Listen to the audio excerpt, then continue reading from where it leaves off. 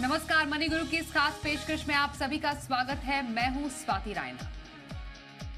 आज हम जानेंगे फ्लेक्सी कैप फंड की खासियत। ये ऐसे फंड हैं जो सभी मार्केट कैप में निवेश करते हैं। समझेंगे कैसे fund manager flexi cap fund में मार्केट एक्सपोजर घटाते और बढ़ाते हैं और कैसे फ्लेक्सी कैप फंड से कर सकते हैं आप अपना पोर्टफोलियो डाइवर्सिफाई। इसी पर बातचीत करने के लिए हमारे साथ दो खास मेहमान हैं। परिचय करा दें, Pankaj Mathpal, MD Optima Money, और Meenakshi Dawar, fund manager Nippon AMC. Pankaj ji और मीनाक्षी, आप दोनों का बहुत स्वागत करते हैं हमारे साथ इस खास कार्यक्रम में शामिल होने के लिए। और मीनाक्षी हमारे साथ पहली बार इस शो में शामिल हुई हैं, तो आपका स्वागत है। हम फ्लेक्सी कैप कैटेगरी की खास चर्चा आज करने वाले हैं और तमाम पहलुओं पर बातचीत करेंगे कि आखिरकार फ्लेक्सी कैप फंड कैसे काम करते हैं। अभी मौजूदा बाजार में जब बाजार एट लाइफ हाई है तो फ्लेक्सी कैप फंड की खासियत क्या है, पोर्टफोलियो में क्या जगह हो सकती है फ्लेक्सी कैप फंड की, फ्लेक्सी कैप फंड कैसे कैटेगरीज में एक्सपोजर लेते हैं, कैसे फंड्स में वो निवेश, कैसे स्टॉक्स में निवेश करते हैं, वो थोड़ी चर्चा रहेगी। डिफरेंस की भी कि फ्लेक्सी कैप और मल्टी कैप फंड में क्या डिफरेंस है, साथ ही फोकस्ड और फ्लेक्सी कैप फंड के डिफरेंस की भी बात करेंगे। कैसे निवेशकों के लिए फ्लेक्सी कैप फंड है और कितना एक्सपोजर उन्हें अपने पोर्टफोलियो में लेना चाहिए। पंकज जी भी हमारे साथ शो में शामिल हो चुके हैं, तो इसी के साथ करते हैं शो की शुरुआत। और सबसे पहले फ्लेक्सी कैप फंड के बारे में जानना चाहते हैं। पंकज जी, मैं आपसे शुरुआत करूं तो सबसे पहले समझना जरूरी है फ्लेक्सी कैप फंड ये काम कैसे करते हैं, इनकी कॉम्पोजिशन कैसी होती है। स्वाति जी नमस्कार। देखिए, फ्लेक्सी कैप फंड एक बहुत ही फ्लेक्सिबल कैटेगरी है। यहाँ पर यानी कि डाइवर्सिफाइड इक्विटी फंड्स हैं और सेबी के मैंडेट्स के अनुसार minimum 65% of the total AUM वो इक्विटी और इक्विटी रिलेटेड इंस्ट्रूमेंट्स में एलोकेट होता है। लेकिन यहाँ पर large cap, mid cap, small cap, सभी तरह के मार्केट कैप वाले स्टॉक्स में एक्सपोजर लिया जा सकता है। और ये फ्लेक्सिबिलिटी फंड मैनेजर के पास है कि वो जब चाहें तब किसी भी सेक्टर में या किसी भी मार्केट कैप में एलोकेशन कम और ज्यादा कर सकते हैं। तो यहां पर फिक्स नहीं है कि आप देख रहे हैं स्मॉल कैप में रैली हो रही है, लेकिन क्योंकि आप लार्ज कैप फंड में हैं तो आप बहुत कुछ बदलाव नहीं कर सकते। लेकिन इस फंड की खासियत यही है कि मार्केट के अकॉर्डिंग फंड मैनेजर्स यहां पर एलोकेशन चेंज कर सकते हैं।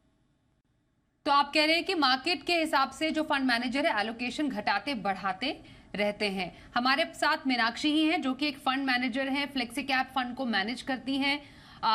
वो बहुत बेहतर ढंग से यहाँ पर हमें समझा पाएंगी कि क्या रहता है इसका पूरा फंक्शनिंग का की जो पूरी प्रक्रिया है। मीनाक्षी, आपसे हम समझना ये चाहेंगे फ्लेक्सी कैप फंड फिलहाल क्योंकि एक फंड मैनेजर के पास एक फ्रीडम होती है कि अक्रॉस द मार्केट कैप को कैसे एक्सपोजर रखें, तो एज अ फंड मैनेजर एक फ्लेक्सी कैप फंड में आप कैसे डिसाइड करते हैं कि लार्ज कैप, मिड कैप और स्मॉल कैप में कितना एक्सपोजर होना चाहिए, क्योंकि कीपिंग इन माइंड इक्विटी में आपको कम से कम 65% का इन्वेस्टमेंट या निवेश करना चाहिए एक फ्लेक्सी कैप में।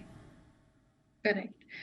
तो स्वाति, फर्स्ट ऑफ ऑल धन्यवाद मुझे इस शो में बुलाने के लिए और इस विषय में बातचीत करने के लिए, बिकॉज ये कैटेगरी को समझना बहुत इम्पोर्टेंट है, क्योंकि हर अलग दूसरी कैटेगरी में एक स्ट्रॉन्ग एंकरिंग है कि आप लार्ज कैप फंड में इन्वेस्ट कर रहे हैं तो आपको मालूम है कि आप लार्ज कैप एक्सपोजर ही ले रहे हैं, या same is for small cap और मिड कैप। इस फंड की खासियत यही है कि आप अक्रॉस मार्केट कैप इन्वेस्ट कर सकते हैं और इन्वेस्टर को across cycles different market cap में इन्वेस्टेड रहने का फायदा होता है। Now most of the time जब हम अपना एक्सपोजर लेते हैं तो हम इक्विटी एक्सपोजर ही लेते हैं and most of the time invested रहते हैं। तो कैटेगरी में भी कैश कॉल्स लिए जाते हैं थोड़े बहुत, but most of the time people will be 95 to 100% invested in equities. Now अब एक्विटीज में बाइफर्केशन कैसे है, दैट आप लार्ज कैप में भी इन्वेस्ट कर सकते हैं, स्मॉल कैप में भी और मिड कैप में भी। तो इस कैटेगरी में अक्रॉस फंड्स सब लोग इन सब अक्रॉस बास्केट इन्वेस्ट करते हैं। नाउ इंडिया बहुत ही इंटरेस्टिंग मार्केट है। इंडिया क्या है, आप एक तरफ there are lot of institute जहाँ पे स्केल आ चुका है, तो लार्ज कैप यूनिवर्स भी हमारे लिए उतना ही रेलेवेंट है जितना कि स्मॉल कैप और मिड कैप कंपनीज हैं। तो इस फंड में इन्वेस्टर इस इस चीज को बॉदर करने की जरूरत नहीं है कि मुझे इस टाइम पे लार्ज कैप या मिड कैप में या इस फंड में अगर आप कोर इसको अपने इन्वेस्टमेंट का कोर रखें, आपको फायदा होगा अक्रॉस मार्केट कैप्स इन्वेस्टमेंट्स का। एब्सोल्युटली। मीनाक्षी, एक बात बताइए, हम जब निपॉन फ्लेक्सी कैप स्पेशली, क्योंकि हम एक फ्लेक्सी कैप कैटेगरी की बात करें तो हमने निपॉन का ही एग्जांपल लिया क्योंकि आप उसको बेहतर ढंग से बता पाएंगी, क्योंकि आप मैनेज करती हैं फंड को, तो आपका ब्रेन है behind its whole composition and its functioning, तो उसके जरिए हम बेहतर ढंग से समझ पाएंगे एक फ्लेक्सी कैप फंड को। तो मोस्टली हमने देखा है कि जो ज्यादा एक्सपोजर है, correct me if I am wrong, Nippon flexi cap का टुवर्ड्स लार्ज कैप है। If I am right, more than 50% large cap में निपॉन फ्लेक्सी कैप का इन्वेस्टमेंट होता है। स्मॉल कैप में अराउंड 11 to 12% के बीच में, मिड कैप में अराउंड 7 to 8% के बीच में एक्सपोजर है। अदर्स अराउंड 24% का हम निपॉन फ्लेक्सी कैप में एक्सपोजर देखते हैं। तो इस एक्सपोजर के पीछे क्या आइडियोलॉजी है, ये समझना ज़रूरी है, कीपिंग इन माइंड, क्योंकि हमने लार्ज कैप में right from the starting of this year देखा है कि उतना परफॉर्मेंस लार्ज कैप कैटेगरी का एज पर हमने देखा नहीं है as compare to small cap या मिड कैप ने जिस तरीके से एक स्ट्रॉन्ग प्रदर्शन दिया है। तो क्या इसका कोई इम्पैक्ट किसी फंड में हमें देखने को मिलता है? क्या स्टडी किया आपने इस पूरी जर्नी में बाजार की? देखिए स्वाति, इसको आपको थोड़ा सा एक लेयरिंग की देखी जाए तो लार्ज कैप जो यूनिवर्स है वो बहुत ज्यादा डोमिनेंट होता है with few sectors like banks. ठीक है, बैंक्स में आपके जितना भी रेलेवेंट यूनिवर्स है, जो कंपनीज अच्छा कर रही हैं, इन्वेस्टेबल है, ओवर साइकिल्स उन्होंने हमें दिखाया है कि they can grow year on year, those are all large cap in nature. So if there is a good investor wants to build a diversified portfolio, तो आपका कुछ composition जो कि हमारे अनुसार 50 to 60% एलोकेशन जो है वो लार्ज कैप के थ्रू अगर आप करेंगे तो आप एक क्वालिटी डाइवर्सिफाइड पोर्टफोलियो कर सकते हैं। तो अगर हम अपने फ्लेक्सी कैप फंड की बात करें तो हमारे फ्लेक्सी कैप फंड में जैसे आप कुछ सेक्टर्स देखिए जो जहां पे स्केल आपका बेनिफिट है, जहां पे आप जितने स्केलेबल कंपनीज हैं उतना ही बेहतर आपका प्रदर्शन होगा ओवर साइकिल्स। ये most of the time sectors हैं जैसे कि बैंक्स, एनर्जी, आपके कमोडिटाइज्ड बिजनेसेस हो गए। सो अगर आप इनका कॉम्पोजिशन देखिए बेंचमार्क में भी, together they will be close to 50 to 60%। Now ये जो यूनिवर्स है ये आपका हमेशा वेल प्लेड रहता है through large cap companies. But India is an interesting market, यहाँ पे बहुत सारी कंपनीज हैं, बहुत सारे सेक्टर्स हैं कि जो कि नए सेक्टर्स हैं जिनका मार्केट कैप कम है बिकॉज अभी सेक्टर इटसेल्फ छोटा है। जैसे कि आप बहुत सारी कंज्यूमर डिस्क्रिशनरी कंपनीज देख लीजिए, आप बहुत सारी कंपनीज जो एग्जिस्टिंग बिजनेसेस को डिसरप्ट कर रही हैं उनको देख लीजिए। ये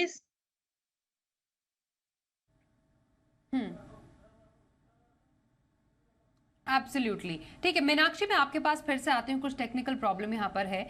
तो हमने एक ब्रॉडली समझ लिया है कि मीनाक्षी यहाँ पर क्या करने की कोशिश करिए कि जैसे हम देख भी रहे हैं कि स्पेशली निपॉन फ्लेक्सी कैप में जो टॉप होल्डिंग्स हैं उसमें बैंक्स का ज़्यादा होल्डिंग हम देख पा रहे हैं। फिर आईटी कंपनी है, उसके बाद रिलायंस इंडस्ट्रीज़ है, और जैसा बाकी भी जो सेक्टर्स जिसका जिक्र कर रही थी मीनाक्षी, इसको ध्यान में रखते हुए पंकज जी, अभी जो मौजूदा बाजार है, हम लाइफ हाई पर हैं अभी बाजार के, उसमें फ्लेक्सी कैप जैसी कैटेगरी कहाँ फिट होती है? बिल्कुल, देखिए स्वाति, ऐसा है कि अगर मार्केट ऊपर है तो सभी स्टॉक्स वैसे तो काफी ऊपर जा चुके हैं, लेकिन फिर भी हम देखें अगर वैल्यूएशन के हिसाब से तो अभी भी लार्ज कैप में काफी स्कोप दिखाई देता है स्मॉल कैप के मुकाबले में या मिड कैप के मुकाबले में। तो यहाँ पर क्योंकि अगर हम देखें existing portfolios flexi cap funds के, तो most of flexi cap funds थोड़ा सा लार्ज कैप बायस हैं। तो एक तो यहाँ पर अभी के हिसाब से हम बात करें तो पोटेंशियल दिखाई देता है कि लार्ज कैप में यदि अभी और भी रैली होगी और ज्यादा ग्रोथ होगी तो उसका फायदा फ्लेक्सी कैप को मिलेगा। दूसरी बात, क्योंकि ये कैटेगरी ही अपने आप में फ्लेक्सिबल है, तो यदि किसी वक्त पर ऐसा लगेगा कि किसी और तरह के मार्केट कैप में यानी कि लार्ज कैप के मुकाबले मिड कैप आगे बेटर करना स्टार्ट करे या थोड़ा सा करेक्शन हो, वहां पर मौका मिले और इन्वेस्ट करने का, तो क्योंकि फ्लेक्सिबिलिटी है उसका फायदा फंड मैनेजर्स जरूर उठा पाएंगे। तो यानी कि यहाँ पर सेक्टर्स के बीच, स्टॉक्स के बीच भी डाइवर्सिफिकेशन है और साथ ही मार्केट कैप पर भी डाइवर्सिफिकेशन है, इसलिए ये कैटेगरी मेरे हिसाब से अच्छी है। लेकिन एक बात और तय है कि सभी फ्लेक्सी कैप फंड एक जैसे नहीं हैं, उनके पोर्टफोलियो काफी वेरी कर सकते हैं एक से दूसरे में, क्योंकि उनके पोर्टफोलियो में हो सकता है कि लार्ज कैप ज्यादा हो, मिड कैप ज्यादा हो, एक दूसरे के साथ कंपेयर करेंगे, या फिर कुछ फ्लेक्सी कैप फंड्स ऐसे भी हैं जहां पर इंटरनेशनल स्टॉक्स का भी एक्सपोजर है। इसलिए यह भी जरूरी है कि आप जब इन्वेस्ट करें तो उन्हें उनके पोर्टफोलियोज को भी ध्यान में रखें। एब्सोल्युटली। तो एक पोर्टफोलियो के लिए मीनाक्षी आपसे समझना हम चाहेंगे फ्लेक्सी कैप फंड के फायदे क्या है, क्योंकि हम समझ पा रहे हैं क्योंकि अक्रॉस द मार्केट कैप आप निवेश कर रहे हैं तो एक अच्छा डाइवर्सिफिकेशन हो रहा है। तो डाइवर्सिफिकेशन एक इकलौता फायदा नहीं हो सकता है किसी फंड का। अपार्ट फ्रॉम डाइवर्सिफिकेशन एक फ्लेक्सी कैप फंड एक पोर्टफोलियो के लिए क्या वैल्यू ऐड करता है? देखिए, फर्स्ट ऑफ ऑल इन्वेस्टर के लिए ये फायदेमंद इसलिए है कि इन्वेस्टर को वरी नहीं करना है कि इस टाइम पे मुझे लार्ज कैप में वैल्यू मिल रहा है या स्मॉल कैप में वैल्यू मिल रहा है या मिड कैप में वैल्यू मिल रहा है। वो सब डिसीजंस आपके फंड मैनेजर्स आपके बिहाफ पे लेंगे। तो ओवर साइकिल्स, जैसा कि ये जो सवाल बार बार आता है कि लार्ज कैप अभी अच्छा है इन्वेस्ट करने के लिए कि मिड कैप की स्मॉल कैप, यहाँ पर जहां पर भी आपको रिस्क एडजस्टेड रिटर्न अच्छा दिख रहा है फंड मैनेजर को, वो मैन्यूवर कर सकते हैं अपना पोर्टफोलियो। तो first of all that decision you don't have to take and this can remain आपके कोर में रह सकता है and it can remain for a very very long duration irrespective of कि मार्केट कैप्स का साइकिल क्या है, कि स्मॉल कैप ने बहुत अच्छा किया कि लार्ज कैप ने बहुत अच्छा किया। दूसरी बात जो मेरे अनुसार इस कैटेगरी का फायदा है, बहुत बार क्या इसका एंकरिंग होता है मार्केट कैप पे कि आपको सिर्फ स्मॉल कैप में ही इन्वेस्ट करना है या आपको सिर्फ मिड कैप में ही इन्वेस्ट करना है। बहुत सारे अच्छे ऐसे आइडियाज होते हैं जो लार्ज कैप का पार्ट है, जैसे कि बैंक्स, लार्ज कैप बैंक्स ने बहुत अच्छा प्रदर्शन दिया पिछले 3 साल में, तो वो सब उनके लिए बहुत कॉन्स्ट्रेनिंग हो जाता है इन्वेस्ट करना। But flexi cap fund manager के लिए ये डिसीजन मुश्किल नहीं है। तो डिपेंडिंग अपॉन आपको कहाँ वैल्यू दिख रहा है, लार्ज कैप में दिख रहा है, ये सेक्टर आप बेटर लार्ज कैप के थ्रू प्ले कर सकते हैं कि मिड कैप की स्मॉल कैप, ये सब जो नुएंसेस हैं वो फंड मैनेजर्स आपके बिहाफ पे लेंगे। आपको उसको वरी करने की बिल्कुल भी जरूरत नहीं है। तो ये कैटेगरी आपके कोर इन्वेस्टमेंट का part for a very very long duration रह सकता है। खास चर्चा आज हम कर रहे हैं फ्लेक्सी कैप फंड्स की। हमारे साथ निपॉन एएमसी की फंड मैनेजर मीनाक्षी दावर हैं और साथ ही ऑप्टिमा मनी के एमडी पंकज मटपाल से हम कर रहे हैं खास चर्चा। जानना चाहेंगे मल्टी कैप और फ्लेक्सी कैप दोनों ही जो कैटेगरीज है उनमें अंतर कितना है। पंकज जी जरा समझाएं। फ्लेक्सी कैप तो अभी 3 साल पहले ही बनी है, मल्टी कैप हुआ करता था, मल्टी कैप अब भी है लेकिन एक नई कैटेगरी जुड़ गई है, फर्क कैसे समझे? बिल्कुल स्वाति, पहले बात क्लियर कर दूं कि फ्लेक्सी कैप नाम नया है, बट अगर देखें इस कैटेगरी को तो ये पुरानी है। जो पहले मल्टी कैप थे, most of the fund houses ने उन्हें ही रिक्लासिफाई किया और फ्लेक्सी कैप नाम दे दिया, क्योंकि उस वक्त मल्टी कैप में ऐसा नहीं था कि आपको फिक्स एलोकेशन करना है large cap, mid cap, small cap में, तो वो फ्लेक्सी कैप फंड ही थे बेसिकली, पर उन्हें मल्टी कैप कहा जाता था। तो इसके लिए अब जो फ्लेक्सी कैप फंड्स हैं, यहां पर फ्लेक्सिबिलिटी है। Large cap, mid cap, small cap में कितना लोकेशन करना है वो फंड मैनेजर्स तय कर सकते हैं। लेकिन जो मल्टी कैप फंड्स हैं वहां पर minimum 25% allocation in each market cap, यानी कि 25% लार्ज कैप में, 25% मिड कैप में और 25% मिनिमम स्मॉल कैप में एलोकेशन करना होगा। तो यानी कि 75% एलोकेशन जो है वो आपको तीन मार्केट कैप से डिवाइड करना होगा। बाकी का जो 25% है वही सिर्फ फंड मैनेजर्स या फंड हाउस डिसाइड कर सकते हैं कि उन्हें किस तरह से उसे एलोकेट करना है। तो अब बात आती है जो आपने पूछा था कि क्या दोनों ही कैटेगरी एक इन्वेस्टर के पोर्टफोलियो में रह सकती हैं, तो बिल्कुल ये भी पॉसिबल है, क्योंकि अगर आप लॉन्ग टर्म के लिए इन्वेस्टमेंट कर रहे हैं, आप चाहते हैं कि हर वक्त पर आपके पोर्टफोलियो में लार्ज कैप, मिड कैप और स्मॉल कैप सभी तरह के मार्केट कैप वाले स्टॉक्स का एलोकेशन रहे, तो मल्टी कैप बिल्कुल आपके लिए यहाँ पर सुटेबल हो सकता है। और साथ ही आप चाहते हैं कि एक फंड ऐसा हो जहां पर टैक्टिकल कॉल ली जा सके, यानी कि मार्केट के हिसाब से आपको उसका फायदा मिल सके और फंड मैनेजर्स ये डिसाइड कर सके, तो साथ में फ्लेक्सी कैप फंड भी आपके पोर्टफोलियो में हो सकता है। और ये दोनों फंड्स होंगे तो लॉन्ग टर्म में मेरे हिसाब से इसका फायदा ही मिलेगा। बिल्कुल। मीनाक्षी, एक फ्लेक्सी कैप फंड कैसे चुना जाए? क्योंकि जैसा पंकज जी ने कुछ देर पहले कहा था कि कोई भी फ्लेक्सी कैप फंड की तुलना करना शायद सही नहीं हो, क्योंकि फ्लेक्सी कैप फंड्स कई जो हैं कुछ का इंटरनेशनल एक्सपोजर भी है, कईयों का जो एलोकेशन है वो अलग कैटेगरीज में है विद इन इक्विटी, डेट वगैरह। तो किन पैरामीटर्स पर फ्लेक्सी कैप फंड को परखना चाहिए और एक अच्छा फ्लेक्सी कैप फंड एक निवेशक कैसे चुने? देखिए स्वाति, ये बहुत ही रेलेवेंट क्वेश्चन है, क्योंकि इस फंड में एंकरिंग नहीं है किसी भी मार्केट कैप के लिए, तो एक फंड दूसरे फंड से बिल्कुल ही अलग दिख सकता है। बट अगर एक इन्वेस्टर को डिसाइड करना है कि कौन सा फंड वो चूज करे और किसमें इन्वेस्ट करे, मेरे मुताबिक जो few critical points है। First of all, the fund should have good amount of allocation to large caps, mid caps and small caps। जैसा कि पंकज जी पहले भी बोल रहे थे कि इस कैटेगरी में बहुत सारे फंड्स रिकैटेगराइज्ड फंड्स भी हैं, तो बिकॉज वो हिस्टोरिकली कैसे रन हो रहे थे उसके हिसाब से उनका लार्ज कैप एलोकेशन में भी बहुत ज्यादा हो सकता है compare to what the category allows you to. तो अगर आपका good mix of large caps, mid caps and small caps portfolio में है, तो that should be first criteria to choose this. Second criteria should be कि fund आपका, जो कि बाकी सब फंड्स में भी इंपॉर्टेंट होता है, कि आपका फंड जो कंस्ट्रक्टेड है वो एक बैलेंस्ड तरीके से कंस्ट्रक्टेड है। तो in terms of diversification by number of stocks, diversification by sectors, कि आप बहुत ज्यादा कॉन्सेंट्रेटेड पोर्टफोलियोज तो नहीं रन कर रहे हैं, या फिर आप बहुत ज्यादा स्ट्रॉन्ग सेक्टर कॉल्स तो नहीं ले रहे हैं।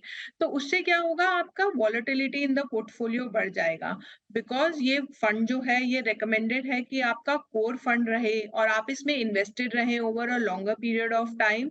तो एक वेल डाइवर्सिफाइड फंड जिसमें enough diversification by way of sectors, by way of stocks and by way of market cap exist करता है, वो इन्वेस्टर को चूज करना चाहिए ओवर अदर्स। ओके, तो फ्लेक्सी कैप, अच्छा फ्लेक्सी कैप फंड चुनने के तरीके बताए मीनाक्षी ने।